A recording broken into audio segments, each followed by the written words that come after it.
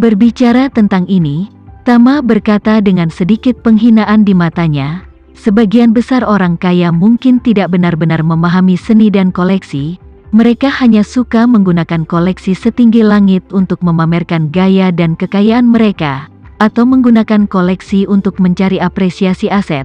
Begitu ada godaan kepentingan yang lebih tinggi, mereka tidak peduli dengan hal-hal asing seperti barang koleksi, pasti akan menempatkan mereka yang paling berharga.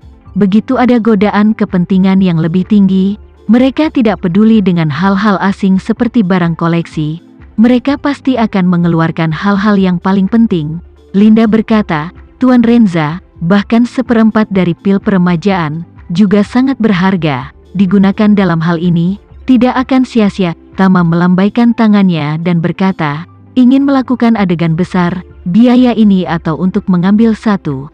Bayangkan, jika hari kami memilih 20 buah koleksi, semua bernilai lebih dari 100 miliar dolar seni top, ditambah final terakhir dengan pil peremajaan, bahwa lelang ini benar-benar akan menjadi salah satu dari jenisnya. Setelah melihat ini, tidak ada rumah lelang top lainnya yang akan menyelenggarakan lelang lagi untuk waktu yang lama. Tama menyelesaikan detail pelelangan dengan Linda dan Devano dan menjadi jauh lebih nyaman dengan masalah ini. Langkah selanjutnya adalah menunggu pil peremajaan membuat keributan di masyarakat kelas atas Eropa dan Amerika, dan kemudian merilis berita pelelangan dengan cara yang sama. Pada saat ini, kereta kerajaan Sofia baru saja tiba di katedral di Oslo. Katedral berusia berabad-abad ini merupakan gereja terbesar dan termegah di Eropa Utara, dengan gaya arsitektur abad pertengahan. Tidak hanya temperamen Renaissance yang kuat, tetapi juga perpaduan gaya barok yang cerdas, merupakan landmark ibu kota Nordik, kota Oslo. Sejak dibangun, gereja ini telah menjadi saksi penobatan beberapa raja dan ratu. Sekarang, itu akan menyambut permaisuri termuda dalam sejarah Nordik, Sofia Jonsson. Di bawah pengawasan orang-orang yang tak terhitung jumlahnya, Sofia perlahan melangkah keluar dari kereta dan, ditemani oleh sejumlah pelayan, berjalan menyusuri jalan beraspal batu di luar katedral. Di kedua sisi jalan setapak, ada bunga yang masih kental dengan embun, dan para prajurit pengawal kerajaan berdiri di kedua sisi jalan dengan senapan di tangan mereka, dengan sungguh-sungguh menyaksikan Sofia berjalan perlahan. Menurut proses kerajaan, Sofia harus mengambil setidaknya 5 menit untuk berjalan perlahan melalui jalan batu, dan juga perlu berbalik di pintu masuk gereja dan berhenti sejenak untuk melambai kepada semua orang. Dan pada saat ini, katedral telah dipenuhi oleh seluruh keluarga kerajaan, bangsawan, dan selebriti Eropa. Eropa bukanlah wilayah yang luas, banyak negara yang masih mempertahankan keluarga kerajaannya. Pada kenyataannya, ratusan tahun yang lalu, mulai terus-menerus menikah satu sama lain. Pada dasarnya terikat satu sama lain, dan bahkan beberapa dari mereka tidak keluar dari 5 layanan sekarang. Duduk di baris pertama gereja, hampir semua kerabat langsung keluarga kerajaan, yang paling terkenal adalah putra mahkota Inggris Philip dan permaisurinya. Putra mahkota Philip sekarang berusia lebih dari 70 tahun, adalah putra mahkota tertua di seluruh Eropa.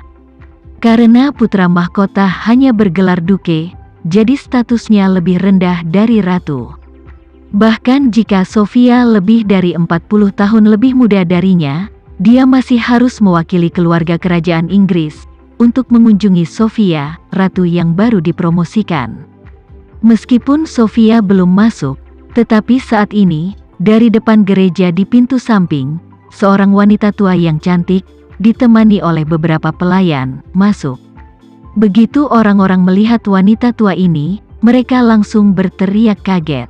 Karena wanita tua ini bukan orang lain, itu adalah Ratu Eropa Utara saat ini, yaitu Nenek Sofia. Kemunculannya yang tiba-tiba di sini membuat para tamu di seluruh gereja merasa sangat terkejut. Karena mereka baru beberapa hari yang lalu, menerima surat rahasia dari keluarga kerajaan Nordik. Surat rahasia itu menginformasikan bahwa kesadaran ratu telah benar-benar hilang, tubuhnya berada di ambang kematian, dan bahkan mengatakan bahwa kematiannya hanyalah hal terakhir dalam sebulan. Surat rahasia semacam ini adalah seluruh keluarga kerajaan Eropa di zaman modern antara konvensi. Beberapa ratus tahun yang lalu keluarga kerajaan Eropa, pada kenyataannya, telah penuh dengan segala macam persaingan. Saat itu, beberapa negara besar di Eropa atau sekelompok negara kecil terus sibuk berperang di antara mereka sendiri.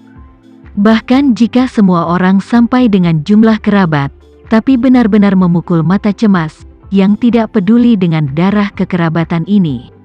Namun, sejak era modern, keluarga kerajaan dari berbagai negara telah menyerahkan kekuasaan yang sebenarnya.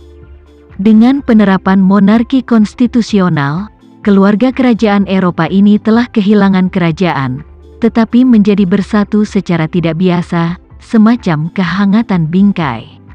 Begitu ada raja atau ratu dari kerajaan manapun yang kesehatannya buruk, atau bahkan dalam keadaan sekarat, keluarga kerajaan akan mengirimkan surat rahasia kepada keluarga kerajaan lainnya, agar pihak lain mengetahuinya terlebih dahulu, dan siap untuk datang, berduka dan berpartisipasi dalam waktu.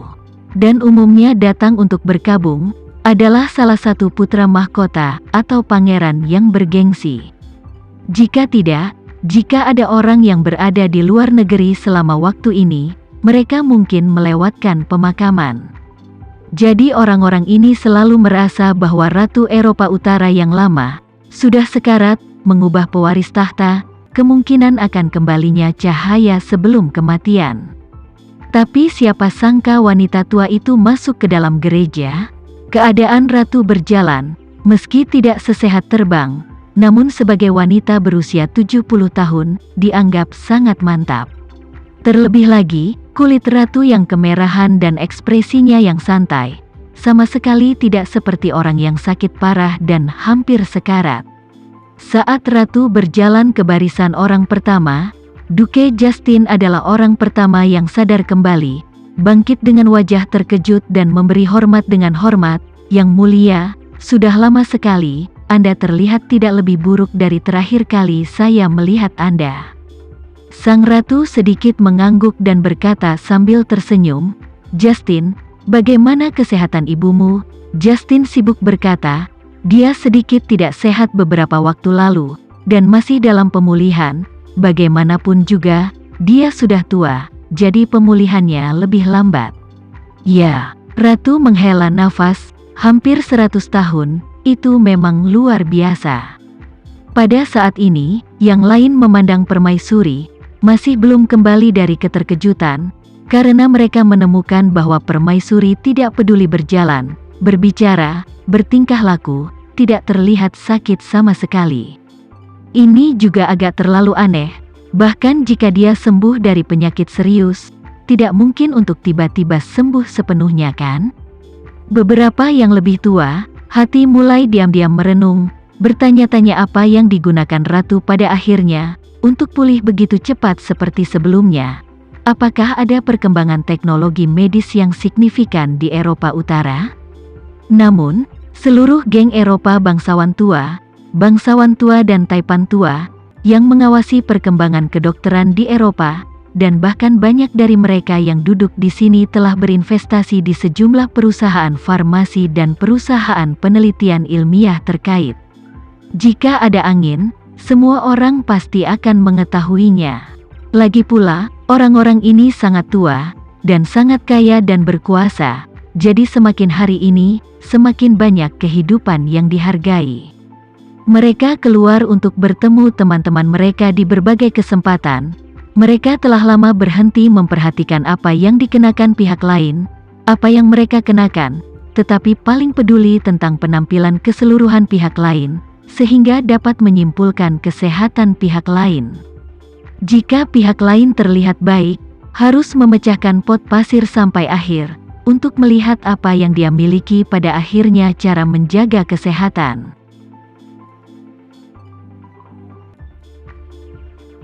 Sekian dulu ya video kali ini, Kita lanjutkan lagi videonya di lain waktu. Oh iya, bagaimana menurut kalian? Semoga bisa sedikit menghibur kalian semua. Untuk teman-teman yang baru nonton, jangan lupa subscribe ya, hehehe. Dan kalau teman-teman ada yang ingin gabung langganan, bisa langsung gabung saja untuk dapat fitur yang menarik dan sedikit membantu Mimin. Terima kasih banyak sudah menonton, sampai jumpa lagi, bye bye bye.